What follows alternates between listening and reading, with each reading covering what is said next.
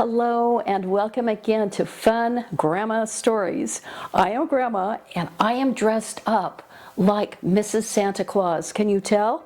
I did that because I want to share a Christmas story with you.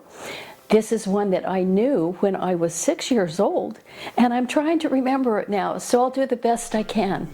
It's called "'Twas the Night Before Christmas." Now, before I start, you need to know that in different countries they call Santa Claus different names. Sometimes he's Father Christmas, sometimes he's Saint Nicholas, sometimes he's Santa Claus. So when you hear this story, you'll know who they're talking about. 'Twas the night before Christmas, and all through the house not a creature was stirring, not even a mouse.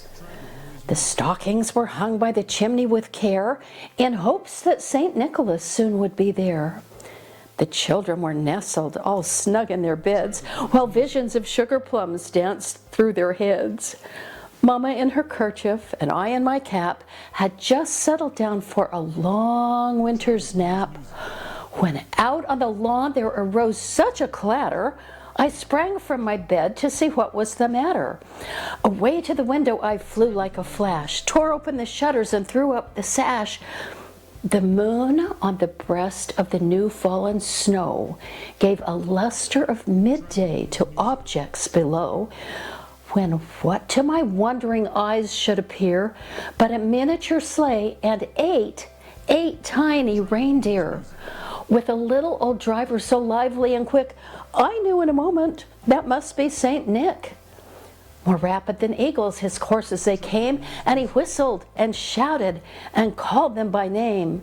Now Dasher, now Dancer, now Prancer, now Vixen, on Comet, on Cupid, on Donner and Blitzen. To the top of the porch, to the top of the wall, now dash away, dash away, dash away all. As dry leaves that before a wild hurricane fly when they meet with an obstacle mount to the sky, so up to the housetop his coursers they flew, with a sleigh full of toys and Saint Nicholas too.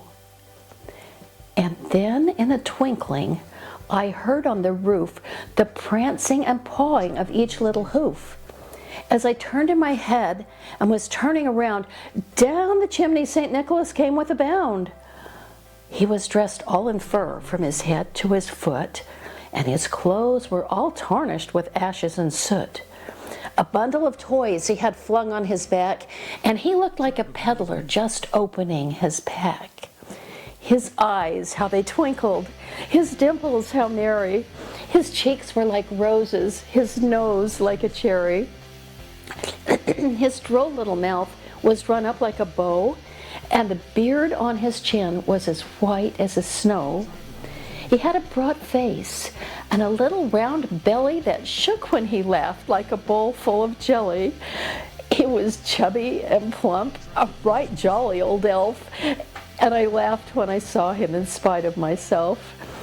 He spoke not a word, but went straight to his work, filled all the stockings, then turned with a jerk, laying his finger aside of his nose, and giving a nod, up the chimney he rose.